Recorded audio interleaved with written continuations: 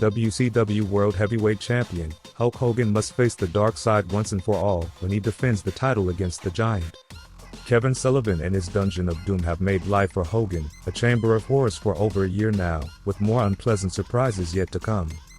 Before matters settle inside the squared circle, they clash in a sumo monster truck showdown. Macho Man Randy Savage has harbored mistrust of the total package Lex Luger since his return to WCW, believing him to be secretly aligned with the Taskmaster's Dungeon stable.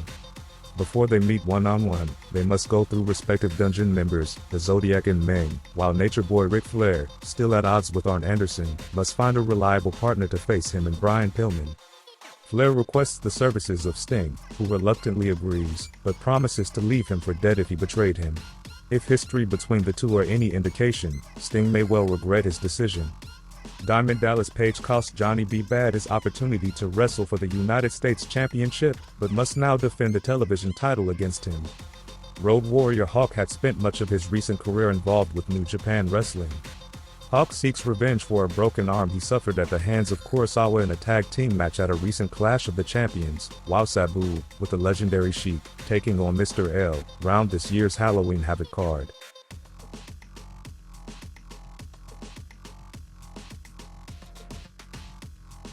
Halloween Havoc 95 opens with a WCW Television Championship match between champion Diamond Dallas Page and Johnny B. Bad.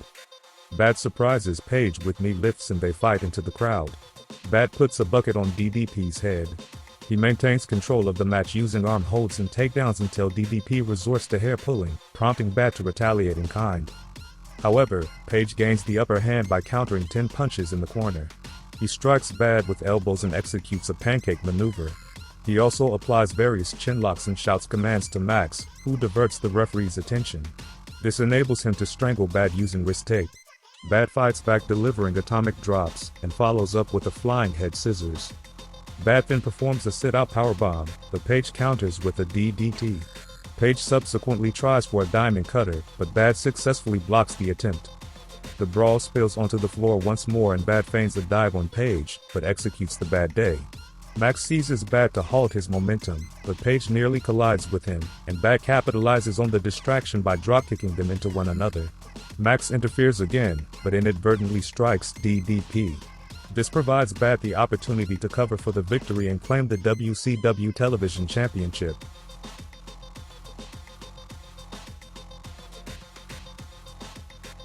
Next, Macho Man Randy Savage competes in his first contest of the night versus the Zodiac. Savage leaps over the Zodiac, but an intoxicated fan steps into the ring. Randy Anderson intervenes and grapples with the fan, while Savage and Zodiac fight to the floor. WCW officials come to manage the chaos, but in the meantime, Randy and Zodiac alternate slamming each other against the rail and the post.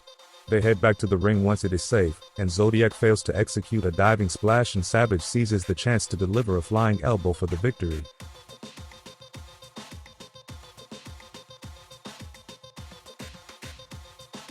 Road Warrior Hawk takes on Kurosawa in the next match. They instantly engage in a fight, and Hawk delivers a shoulder tackle followed by a neck breaker. He continues with chops and kicks, before letting out a growl. Hawk misses a charge in the corner, allowing Kurosawa to attack his arm, but he counters with a gut-wrench suplex, and the powerbomb. Kurosawa gains the upper hand when Parker trips Hawk, however, he misses a flying elbow.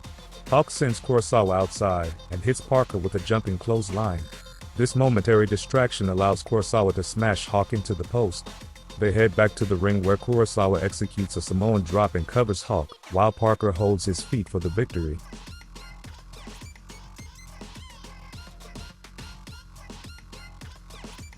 Mr. JL takes on Sabu, the nephew of the legendary Sheik, in the following contest. Sabu enters the ring and JL hits him with an enziguri. They fight on the floor, where Sabu executes an Asai moonsault, but accidentally hits his uncle in the process.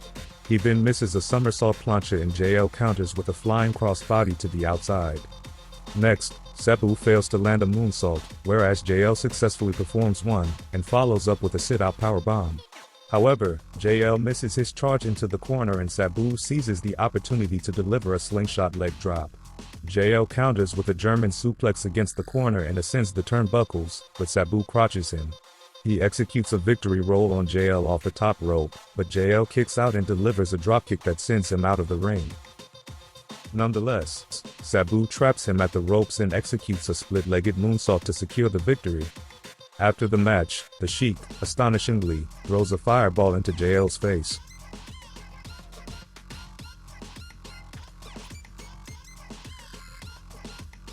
The total package Lex Luger takes on Dungeon of Doom's Meng in the next match.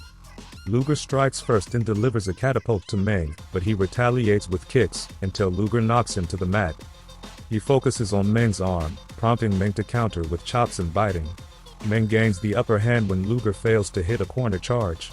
He hits Luger with a shoulder breaker, a pile driver, and continues to wear Luger down until they crash into each other with simultaneous crossbodies. Meng recovers and pushes Luger to the outside. He keeps away while Sullivan whispers to Luger. When Luger re-enters, he battles Meng on the apron and executes a suplex into the ring, then nails him with clotheslines in the power slam, but Meng retrieves the golden spike from his boot. He strikes Luger in the throat and goes for the cover, but Sullivan enters the ring and taps Luger with his boot. Referee Nick Patrick deems it sufficient to call for a disqualification.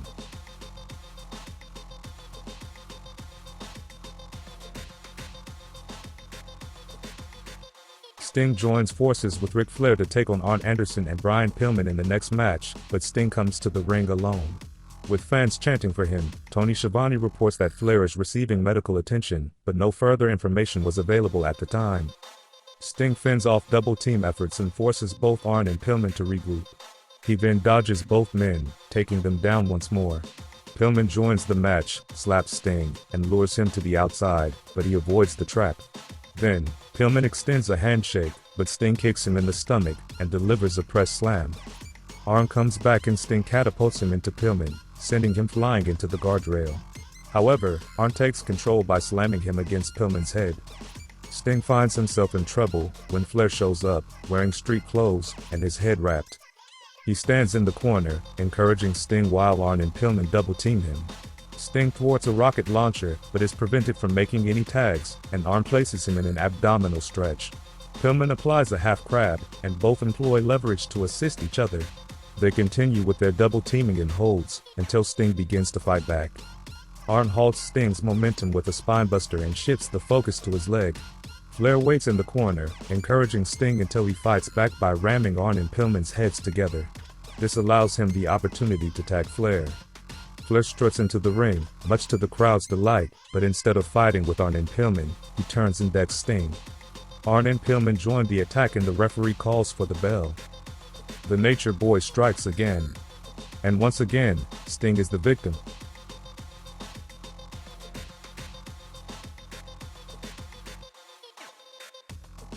Before their World Championship bout, Hulk Hogan and the Giant square off in a sumo monster truck contest. The two trucks plow into each other. Hogan's rear axle crosses the plane, but after a back-and-forth battle, pushes the Giant's truck across the ring. The Giant leaves his truck and pursues Hogan to the roof's edge. They engage in combat, and the Giant chokes Hogan. As they progress toward the ledge, Hogan breaks the Giant's hold, but the Giant falters and falls over the edge. Hogan panics and rushes for assistance.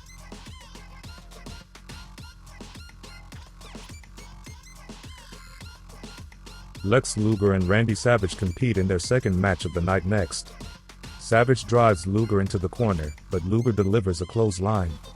Then, Jimmy Hart comes near the ring. Luger kicks Savage and chokes him using his boot, and a stunned Savage swings at the referee. Luger then throws Savage out of the ring, and connects with a jumping axe handle.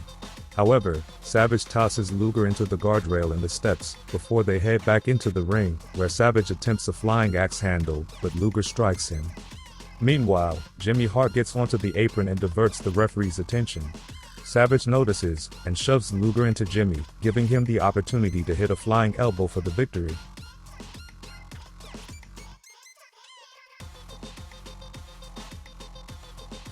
Michael Buffer announces the Giant for the World Championship match, but champion Hulk Hogan makes his entrance instead.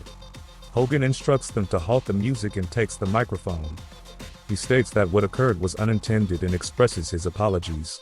As Hogan begins to elaborate, the Dungeon of Doom theme begins to play and the Giant appears, totally unscathed. The sight of the Giant startles Hogan, prompting him to jump to the floor. Hogan, dressed in all black, opposed to his traditional red and yellow, removes his headband to reveal his forehead marked with the Taskmaster symbols. Hogan struggles to topple the Giant and fails to execute a slam to him. The Giant retaliates by targeting Hogan's back, delivering Irish whips and chops to him. They then engage in an extensive test of strength and the Giant takes control, kicking Hogan during his comeback attempt. Hogan blocks a suplex and the Giant settles for a slam instead, but misses a leg drop, however. Hogan delivers 10 punches in the corner and sends the Giant to the outside. He tries to retreat, but Hogan halts him, and employs eye pokes and throat punches. The Giant responds with a backbreaker and ensnares Hogan in a bear hug. He uses it twice before executing a chokeslam, and goes for a cover. Hogan kicks out at 2 and begins to hulk up. He connects with the big boot, slams the Giant, and follows up with a leg drop, but Jimmy Hart strikes the referee with the belt. Hogan remains unaware and instructs Hart to aid the referee. He pretends to do so but then strikes Hogan with the belt. A stunned Hogan brushes it off and turns to confront Hart for his treachery. He seizes him, but the Giant strikes, ensnaring Hogan in another bear hug, while Hart calls for backup. Savage and Luger appear, but Luger, surprisingly, attacks Savage. The Yeti enters the ring and joins the Giant's bear hug. Luger then places Hogan in the torture rack and subsequently, Savage. The Giant was declared the winner by disqualification, as it was obviously unclear to the referee what had taken place. Jimmy Hart, acting as manager on behalf of Hogan, clearly interfered on behalf of the Giant. To add to all of the confusion, the announcement is made that the title couldn't change hands via disqualification, but the Giant grabs the belt from the referee, as Jimmy Hart claims to have had the claws waived for the match.